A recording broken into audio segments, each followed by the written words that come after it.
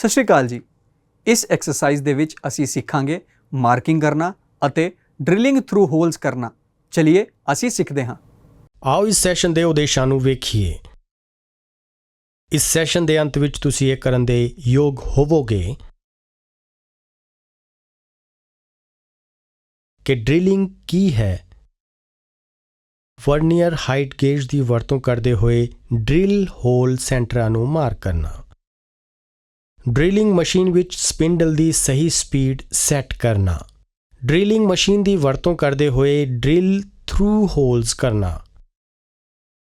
Drilling ਇੱਕ metal ਕੱਟਣ ਦੀ ਪ੍ਰਕਿਰਿਆ ਹੈ ਜੋ ਠੋਸ ਸਮੱਗਰੀ ਵਿੱਚ ਸਰਕੂਲਰ ਹੋਲਸ ਬਣਾਉਣ ਲਈ ਇੱਕ ਰੋਟੇਟਿੰਗ ਕਟਿੰਗ ਟੂਲ ਦੁਆਰਾ ਕੀਤੀ ਜਾਂਦੀ ਹੈ।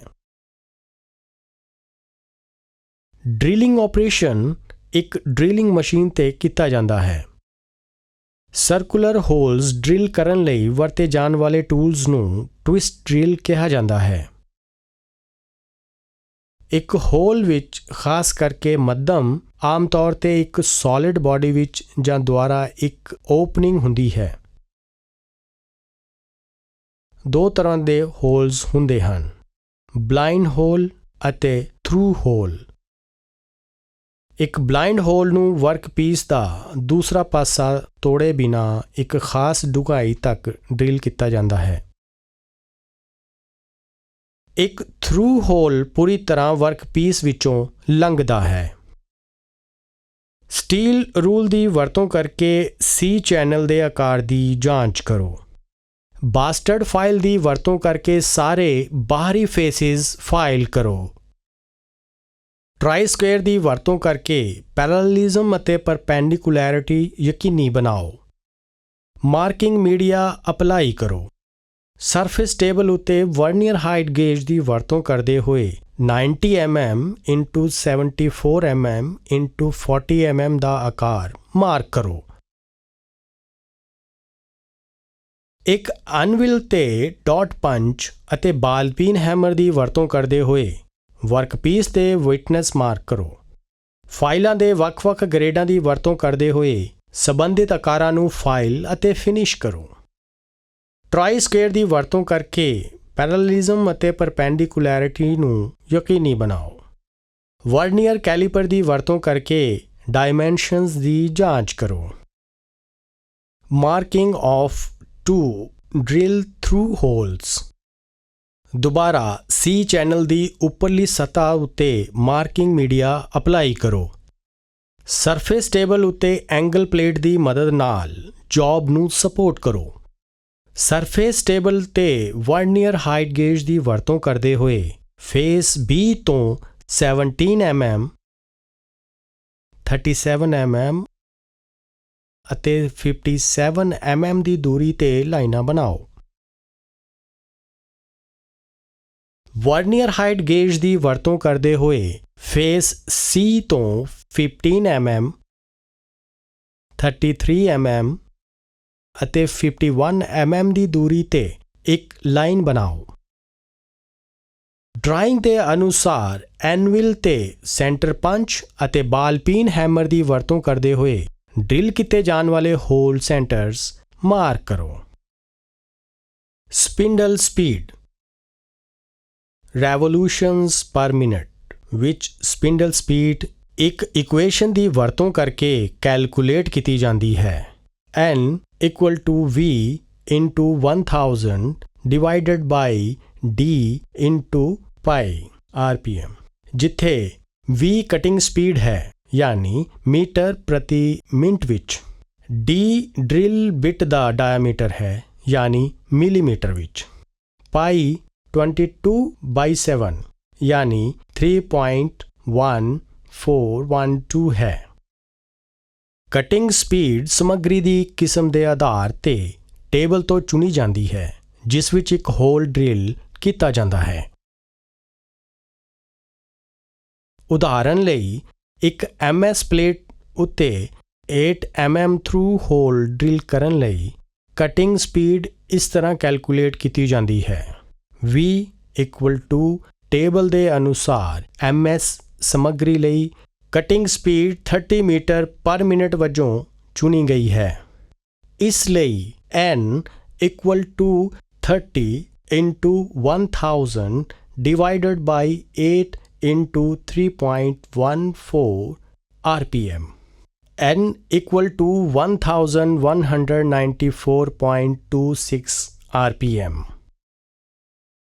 क्योंकि 1194.26 rpm ਸਪਿੰਡਲ ਸਪੀਡ ਸੈੱਟ ਕਰਨ ਲਈ ਉਪਲਬਧ ਨਹੀਂ ਹੋਵੇਗਾ। 1000 rpm ਚੁਣੋ ਕਿਉਂਕਿ ਇਹ ਡ੍ਰਿਲਿੰਗ ਮਸ਼ੀਨ ਦੀ ਪੁਲੀ ਤੇ ਸਭ ਤੋਂ ਨਜ਼ਦੀਕੀ ਉਪਲਬਧ ਲੋਅਰੈਸਟ ਰੇਂਜ ਹੈ।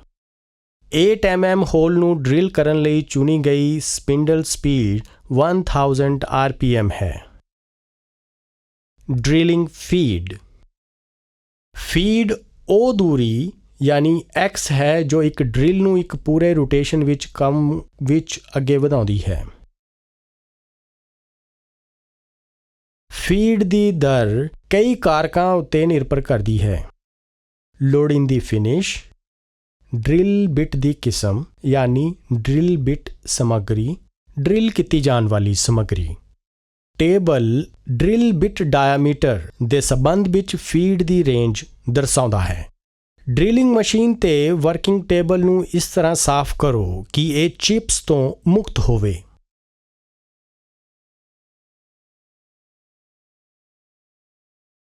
ਡ੍ਰਿਲਿੰਗ ਮਸ਼ੀਨ ਵਾਈਜ਼ ਵਿੱਚ ਜੌਬ ਹੋਲਡ ਕਰੋ। ਚੱਕ ਵਿੱਚ 4 mm ਡਾਇਆਮੀਟਰ ਦੀ ਡ੍ਰਿਲ ਬਿਟ ਫਿਕਸ ਕਰੋ। 4 mm ਡ੍ਰਿਲ ਬਿਟ ਲਈ ਢੁਕਵੀਂ ਸਪਿੰਡਲ ਸਪੀਡ ਸੈੱਟ ਕਰੋ। ਪੰਚ ਕੀਤੇ ਮਾਰਕ 4 ਅਤੇ 6 ਉੱਤੇ 4 mm ਹੋਲ ਡ੍ਰਿਲ ਕਰੋ।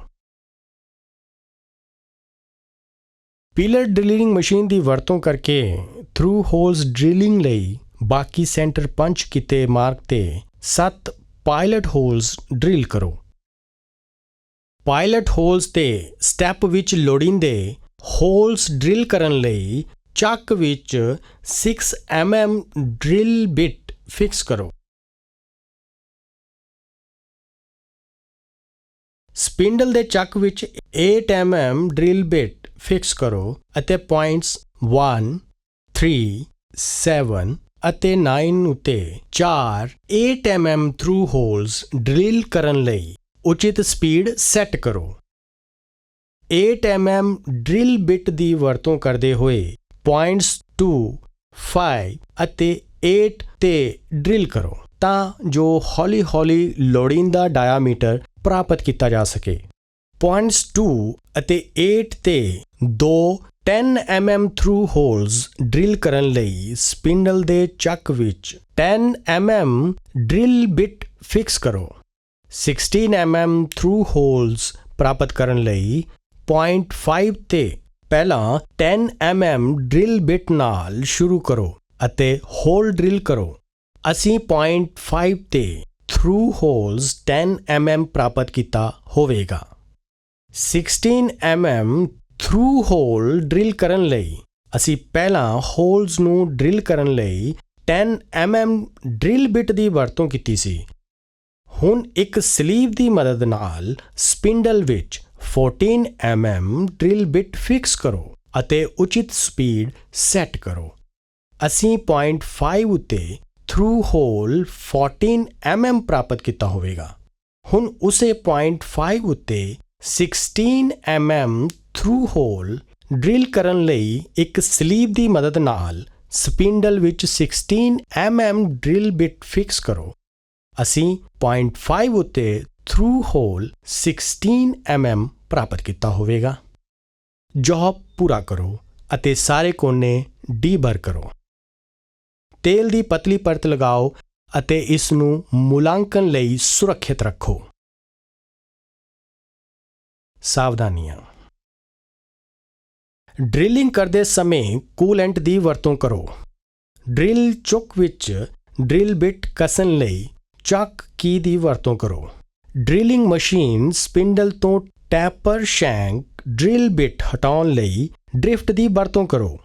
ਡ੍ਰਿਫਟ ਬਾਹਰ ਕੱਢਣ ਲਈ ਉਸ ਤੇ ਹੈਮਰ ਨਾ ਮਾਰੋ। ਡਰਿਲ ਬਿਟ ਦੇ ਡਾਇਆਮੀਟਰ ਦੇ ਅਨੁਕੂਲ ਹੋਣ ਲਈ ਸਪਿੰਡਲ ਦਾ RPM ਐਡਜਸਟ ਕਰੋ।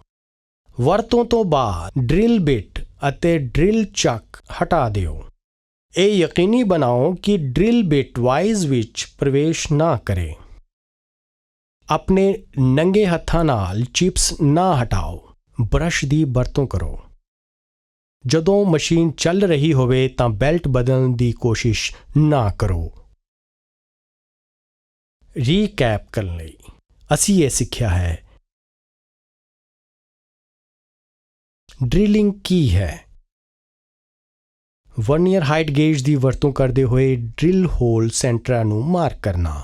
ਡ੍ਰਿਲਿੰਗ ਮਸ਼ੀਨ ਵਿੱਚ ਸਪਿੰਡਲ ਦੀ ਸਹੀ ਸਪੀਡ ਸੈੱਟ ਕਰਨਾ। ਡ੍ਰਿਲਿੰਗ ਮਸ਼ੀਨ ਦੀ ਵਰਤੋਂ ਕਰਦੇ ਹੋਏ ਡਰਿਲ ਥਰੂ ਹੋਲਸ ਕਰਨਾ।